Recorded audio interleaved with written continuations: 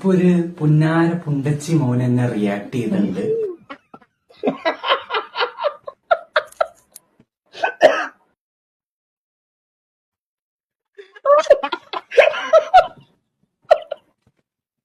ഇതൊക്കെ എപ്പോ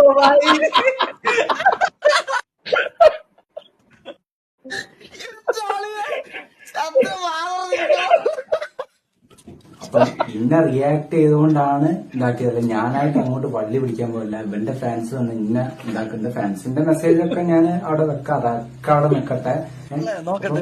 നമുക്ക് ഈ പുണ്ടച്ചിമോൻ ഇന്ന് ഇവനെ കുറിച്ച് പറയുന്നതെന്ന് നമുക്ക് കേട്ടോ. ഞാൻ ചാവും. എന്താ ചെയ്യാ? എന്തൊരു കലികാലാണ്. നിന്റെ വണ്ടി വെച്ച് ഒരേടാ മയിലേ അവിടെ കുണ്ണ. നിനക്ക് അത്ര വിഷമാണെങ്കിൽ നിനക്ക് പറയിട്ട് എടാ അപരാധി പുണ്ടച്ചി മോനെ, നീ